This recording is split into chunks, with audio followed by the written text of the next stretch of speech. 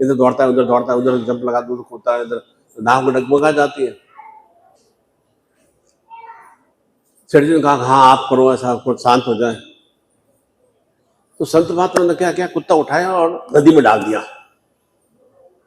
नदी में डाल दिया, फड़फड़ाने लगा कुत्ता, फड़फड़ाने लगा। तो उसको तो डर भय लगने लगा, डर भय बहुत करने लगा। तो कुत्ते को उठा के नाव में रख दिया। अब चुपचाप चू चू करता हुआ चुपचाप एकदम पल्ले में बैठ गया। तो सेठ जी ने कहा ये आपने कैसे कर दिया ये उपाय? इसको एकदम शांत से बैठ गया कि जब तक आगे वाले को डर भय नहीं था तब तक वह उछल कूद कर रहा था, जब डर भय लगा तो वह शांत हो गया।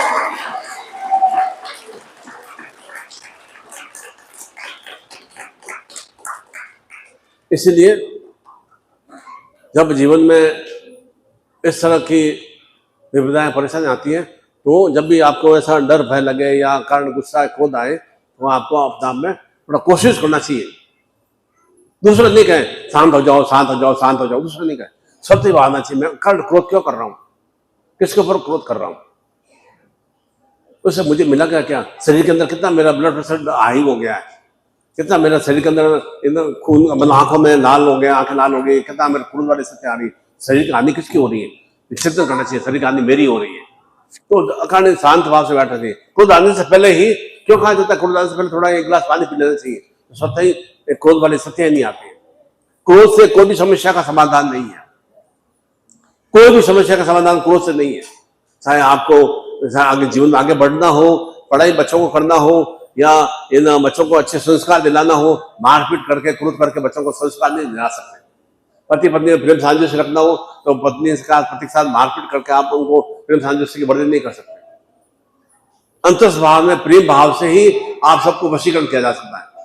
भगवान को भी हम वशीकरण करते हैं तो कैसे करते हैं, साधनात्मक रूप से, प्रेम के माध्यम से हम करते हैं। कैसे कैसे हम भगवान शिव का अभिषेक करते हैं तो कैसे कैसे हम पदार्थ अर्पित करते हैं, दूध दही घी शहद शक्कर, जो भी और जो भोज्य पदार्थ होते हैं, कतुरा बेर, जैसे जैसे भावना चित्त होती है, बेर भांग वगैरह जो जो अर्पित किए जाते हैं, भगवान क्या कहते हैं कि जीवन के जो भी विषपूर्ण स्थितियां हैं वो मेरे को अर्पित कर दो। अर्थात मेरे भीतर भाव में जो विषपूर्ण स्थितियां हैं मैं भगवान शिव के चरण में अर्पित कर रहा हूँ। वह धतुरा या भांग या जो बेर या जो भी अनगल जो चीजें भगवान शिव को चढ़ाई जाती है, विषपूर्ण स्थितियां कि वे मुझे प्रदान कर दो तो मैं आपको जीवन में अमृतमय स्थितियों से युक्त कर पाऊंगा। तब हमें इसलिए इन हम भगवान को इस तरह की क्रियाएं का संपन्न करते हैं। शालिग्राम जी को तुलसी अर्पित क्यों कहा जाता है, जिससे कि जीवन में निरंतर निरंतर एक सावनमय सत्य, एक हरियालीमय सत्य बनी रहे। क्योंकि तुलसी जो काली तुलसी हो चाहे वह हरी तुलसी हो, कभी भी वह समाप्त नहीं होती है, निरंतर निरंतर वह पूरे 12 महीने बराबर उगती रहती है। तो जीवन में हमारा किस तरह से तुलसी की तरह बराबर खिला खिला रहे, इसलिए अलग अलग भावचित्र से अलग अलग भगवान को कुछ अर्पण किया जाता है। भगवान श्री कृष्ण के 56 मुख अर्पित किए जाते हैं, तो उनका एक प्रसन्नता में भाव है कि वे कैसे 56 मुख, कि वे इसलिए परंपरा बनी कि वे पूरे जब बाल्यावस्था में थे तो इन दिन भर में 8 बार थोड़ा भोजन करते थे, 7 दिनों तक भोजन किया, तब उनमें एक ऊर्जा चेतना का विस्तार हुआ। वह 56 मुख का तात्पर्य यह है कि इस तरह के मैं भगवान में अर्पित करूं तो वह वापस 56 मुख के स्वरूप मुझे भी प्राप्ति हो। 56 मुख अर्पित करने भगवान को भी प्रसाद अर्पित करते हैं, श्रीफल दान अर्पित करते हैं या मखाने बतासे अर्पित करते हैं, मिठाई भगवान ग्रहण नहीं करता, श्रद्धा भाव है। तो वह प्रसाद क्या हो जाता है, वह प्रसाद एक अमृत में स्वरूप बन जाता है। जो तो मिठाई की दुकान में आप लेके आप खा लोगे ना, वो अमृत में इतना नहीं लगेगा जितना आप भगवान के या गुरु चरणों में प्रसाद चढ़ाओगे ना और फिर आप ग्रहण करते हो ना, एक आनंदमय भाव की प्राप्ति होती है। एक प्रश्न में कि मैंने भगवान को प्रसाद चढ़ाया, भगवान ने स्वीकार किया, अब हम परिवार के साथ में मिलकर यह प्रसाद ग्रहण करते हैं। तो हमारे जीवन में एक उसके प्रति और अधिक आस्था में भावचिंतन बढ़ती होती है, और उस आस्था में भावचिंतन से हमारे कार्यों में सफलता की प्राप्ति होती है, सुश्रेष्ठता की वृद्धि होती है।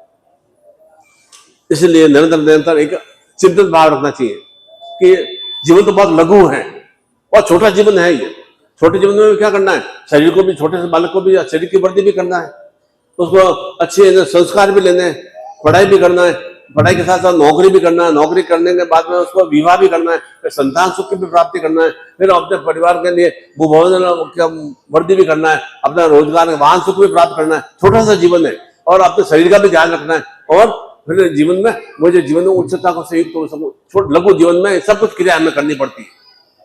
इसलिए जितना ज्यादा सकारात्मक सोच चिंतन रखते हैं, पॉजिटिव सोच चिंतन रखते हैं, उससे हमारे जीवन में सुखदाओं की वृद्धि होती है।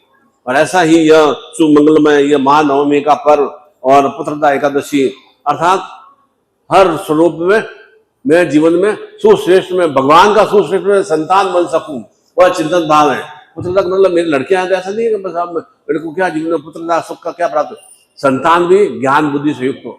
और एकादशी पर्व संपन्न करने का भाव चिंतन यही है कि मेरे संतान सुयोग्य बने, समाज में मेरे संतान का कोई तरह से तिरस्कार नहीं हो, संतान के बारे में कोई ऐसा लांछन नहीं लगाए कि देखो इसकी संतान बेबिचारी है, इसका संतान अनगल कार्य कर रही है, इसका संतान ऐसे ऐसे उल्टे पुल्टे काम कर रहा है। मेरे संतान के ऊपर किसी तरह का लांछन नहीं लगे, मेरे संतान सुशिक्षित हो और मुझसे भी ज्यादा वह योग्य और सर्वश्रेष्ठ में बन सके, वह एक पुत्रदा एकादशी का भाव चिंतन है।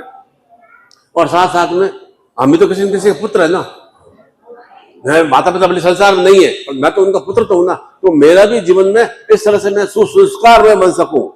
बच्चे को तो करना ही है और बच्चे के साथ साथ पहले मेरे को भी सुसंस्कार में बनना पड़ेगा, मेरे को भी स्वस्थ में रहना पड़ेगा। मैं भी कामना करता हूँ मेरे संतान आरोग्य में रहे, मेरे संतान स्वस्थ रहे, कभी रोग कष्ट नहीं आए। तो साथ साथ मेरे माता पिता की भी कामना है ना कि मैं यह रोग में क्रियाओं से युक्त नहीं रहूं, मेरे किसी जीवन में कष्ट नहीं आए, मेरे जीवन में तनाव नहीं आए, मेरे जीवन में चिंता नहीं आए, मैं भी स्वस्थ रह सकूं, तो मैं आयु से बढ़ती युक्त हो सकूंगा। मैं भी कामना करता हूँ अपनी बेटियों के लिए कि मेरी बेटा बेटियां आयु से बढ़ती युक्त हो, सौभाग्यता से युक्त हो। तो मेरा भी माता पिता क्या कामना करते हैं कि मेरा भी पुत्र या पुत्री जो है वह सौभाग्यता से युक्त हो, अर्थात उनके जीवन की दुर्भाग्यता की समाप्ति। इसलिए अभी हम विशेष रूप से जो मैंने आपको मंत्र बताया, ओम श्रीम श्रीम ऐं सर्व शत्रु नाशाय फट, इस तरह के अंदर शत्रु हैं वे हमारे समाप्त हो सका है, उसी के लिए विशेष रूप से शक्तिपात की दीक्षा। और आपके जो भी संतान है, चाहे वो 40 वर्ष का बेटा भी हो गया तो बेटा ही है ना, तो वो बेटा ऐसा नहीं है बेटा तो बस 2 साल का 3 साल का बच्चा है वही बेटा है, बेटा 40 साल का होगा तो भी बेटा है। उसके भी हम चिंतन करते हैं ना कि उसकी आयु में अच्छी बढ़ती हो, स्वस्थ रहे और अच्छा कार्य में उसकी अभिवृद्धि हो, व्यापार में नौकरी में अच्छा उसको प्रमोशन की सत्य प्राप्ति हो। उसी के लिए विशेष रूप से पुत्रदा एकादशी शक्तिपात की बात से दीक्षा भी हम प्राप्त करेंगे।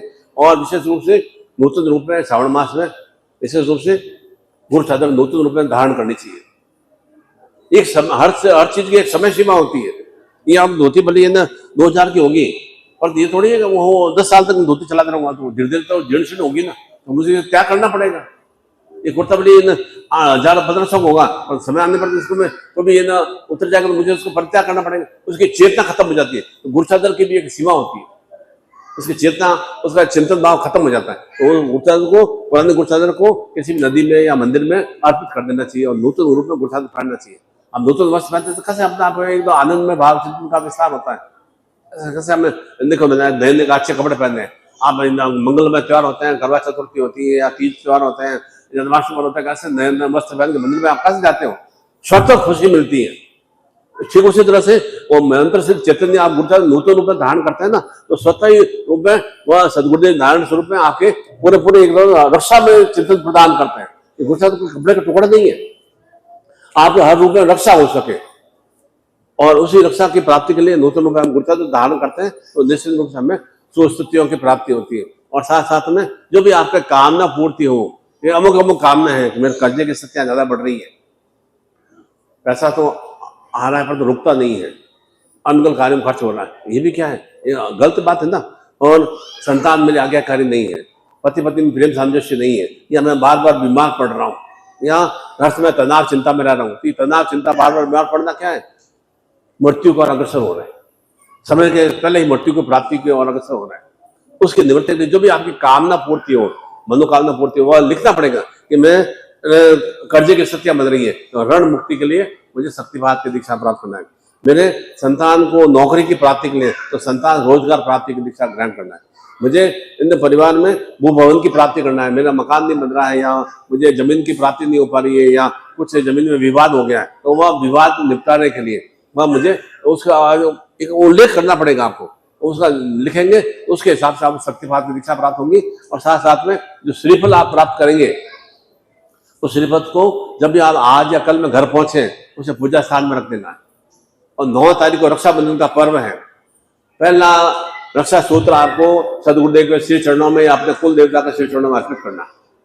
जो भी आपके भगवान हो, इष्ट हो, कुल देवता हो, सदगुरु, उनके श्री चरणों में पहला स्नान करके शुद्ध वस्त्र धारण करते हुए वह धागा सदगुरुदेव के श्री चरणों में या कुल देवता के श्री चरणों में अर्पित करना है। उसके बाद में वह जो भी आप घर में जो पर्व त्योहार पर क्रिया कर रहे हैं वो क्रियाएं संपन्न करें। प्रसाद बनाना, प्रसाद बनाए, प्रयास करेंगे घर में ही गुड़ का हलवा बनाए, गुड़ का प्रसाद बनाए, ज्यादा अच्छा रहता है।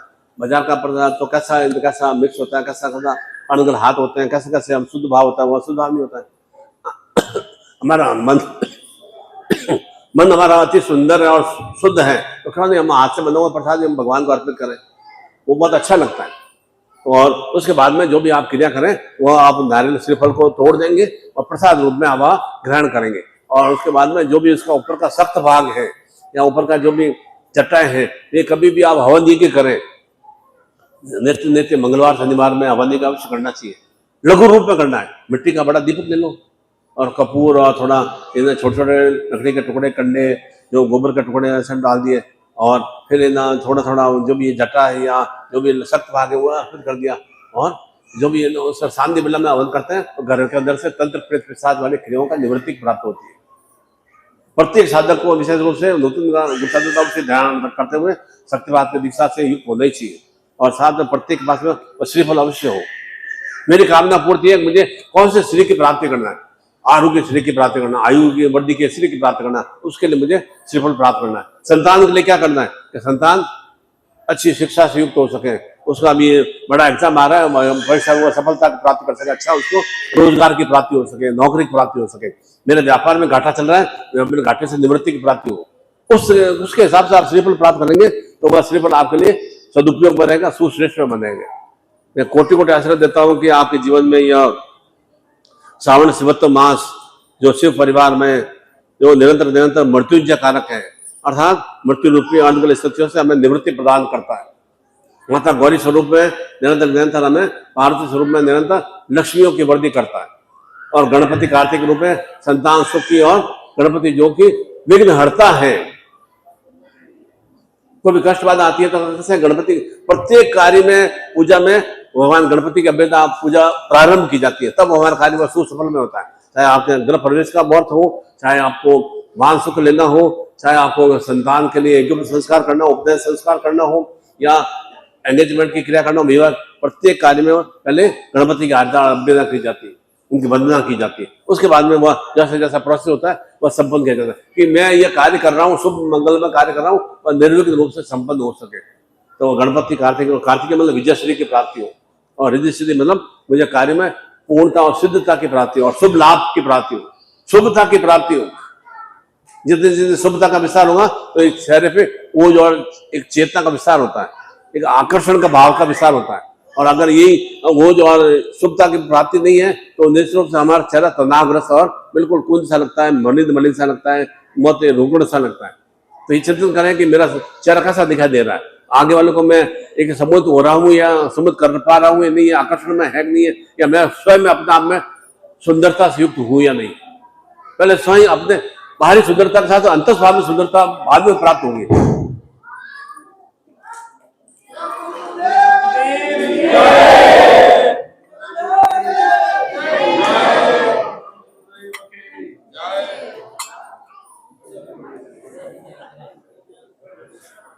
तो सद्गुरुदेव भगवान की जय। ओम हर हर महादेव।